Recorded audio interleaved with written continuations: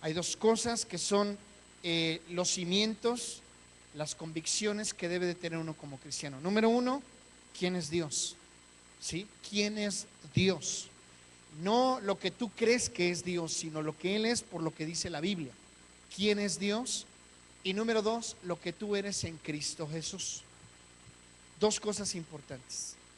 El problema es que Satanás se encarga de desvirtuar cualquiera de esas dos. Cualquiera de esas dos hace que tu concepto en cuanto a Dios cambie totalmente.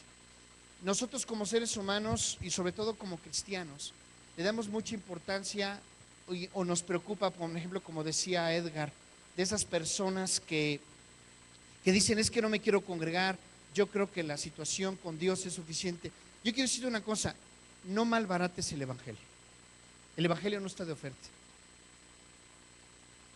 Dios no tiene necesidad del hombre. El hombre es el que tiene necesidad de Dios. No malbarates el Evangelio. No dice la Biblia, de hecho, que no le eches las perlas a los cerdos o a los perros. Si esa persona rechaza el Evangelio, es que yo no creo. Es que yo creo que la Biblia está hecha por hombres. Cuando empiezan a decir toda esa bola de idioteces, no pierdas tu tiempo, porque ni siquiera tienen una manera clara de poder defender en lo que ellos creen. No lo hacen, simplemente repiten lo que todo mundo ha repetido. Y piensan que Dios tiene interés en ellos. No, Dios no tiene interés en ellos. Créamelo, Dios no tiene interés en ti, tú eres el que tienes que estar interesado en Dios. Eso es algo muy importante. Y a veces eso lo Satanás ha desvirtuado esa idea acerca de Dios. Y entonces ponemos a Dios en un nivel muy bajo. ¿Sabes qué? Si tú no recibes a Dios, Dios va a estar muy triste. No, perdóname, pero no es así. Tú eres el que estás como estás por cuanto no has creído en Dios. Hay muchas mentiras, hay muchas cosas, muchos pensamientos que el diablo ha puesto en nosotros y la sociedad también lo ha puesto en nosotros, muchas cosas, y las hemos creído. Y de hecho, de eso es de lo que muchas veces vivimos. Entonces, resumiendo, decíamos nosotros que tenemos que tener, es algo muy importante, la verdadera naturaleza de Dios. Dios es soberano, Dios es poderoso, Dios es Dios, Dios es, y yo quiero que subrayes en tus pensamientos esto, Dios es poderoso. Repite conmigo, Dios es poderoso. Y ahorita vas a ver por qué. La segunda cosa es un conocimiento real de quiénes somos como hijos de Dios. ¿Qué somos? ¿Qué somos como hijos de Dios? Y recuerde usted, y eso usted lo ve cuando entra al curso de discipulado, que hay una gran diferencia entre un hijo de Dios y una criatura de Dios. El único que puede decirse hijo de Dios es aquel que tiene a Jesucristo y lo ha recibido como su Señor, como su Señor, como su Señor y su Salvador. ¿Sí? El otro solamente es una creación de Dios, llevando cautivo todo pensamiento de mentira. Vamos a hablar acerca de lo que es la santificación. Usted escucha la palabra santificación e inmediatamente usted piensa que Dios quiere ponerle una aureola, unas alitas, vestirlo de blanco, ponerle unas chapitas rosadas en las mejillas para que usted se vea como un ángel.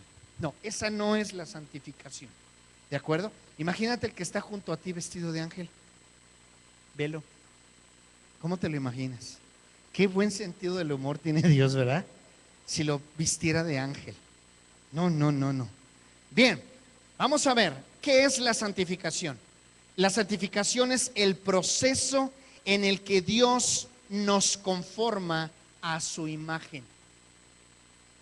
Dice la palabra de Dios en Génesis que nosotros somos hechos a imagen. Génesis capítulo 1, versículo 26, dice que usted y yo somos hechos a imagen y semejanza de Dios.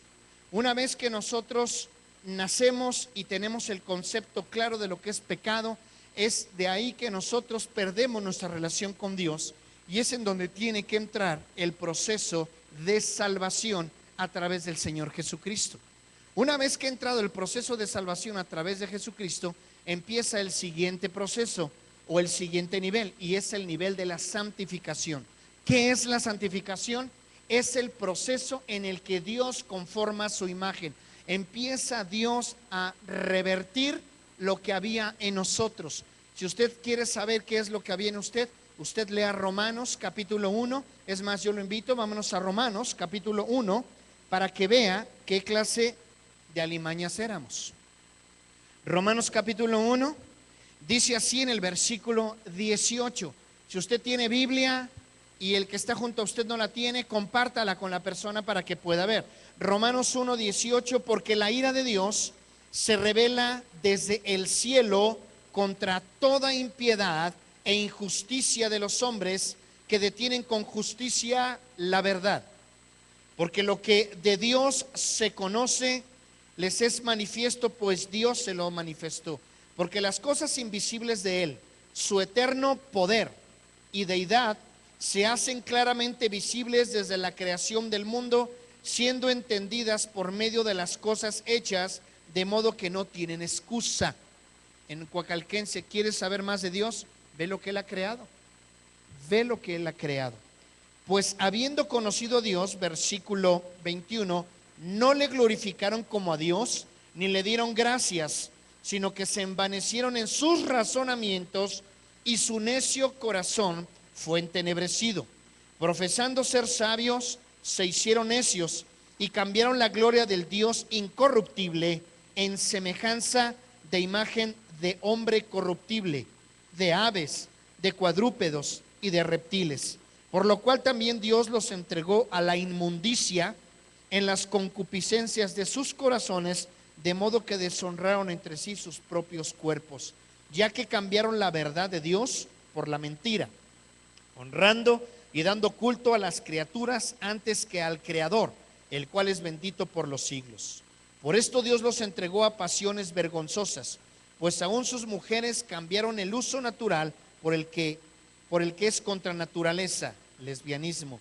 Y de igual modo también los hombres, dejando el uso natural de la mujer, se encendieron en su lascivia unos con otros, cometiendo hechos vergonzosos hombres con hombres, homosexualismo, y recibiendo en sí mismos la retribución debida a su extravío, sentimientos de suicidio, de depresión, de soledad, de rechazo, de irresponsabilidad, etcétera, etcétera. Y como ellos no aprobaron tener en cuenta a Dios, Dios los entregó a una mente reprobada para hacer cosas que no convienen, estando atestados de toda injusticia, fornicación, perversidad, avaricia, maldad, llenos de envidia, homicidios, contiendas, engaños y malignidades, murmuradores, detractores, aborrecedores de Dios, injuriosos, soberbios, altivos, inventores de males, desobedientes a los padres, necios, desleales, sin afecto natural, implacables, sin misericordia,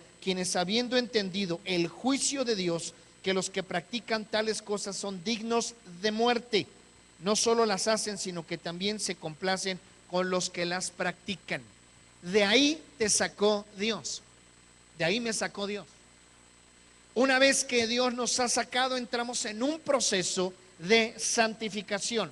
Entonces, ¿qué es la santificación? Es el proceso en que Dios conforma su imagen en nosotros.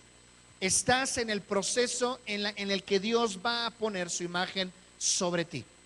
Y una de las cosas que tiene que sacar Dios de ti son esos pensamientos que todo el tiempo te han mantenido engañada y engañado. Pensamientos que han provocado mucho de lo que leímos anteriormente. Y lo vamos a ver, lo vamos a estar desmenuzando poco a poco. Pues la voluntad de Dios, dice 1 de Tesalonicenses 4:3, es que es vuestra santificación. Dios no tiene otra cosa que hacer contigo más que llevarte a la santificación. Ese es el proceso de Dios. Ese es el proceso de Dios. Cada que le preguntes a Dios, Dios, ¿qué estás haciendo conmigo? Te voy a santificar. Efesios capítulo 1, vámonos todos a Efesios capítulo 1.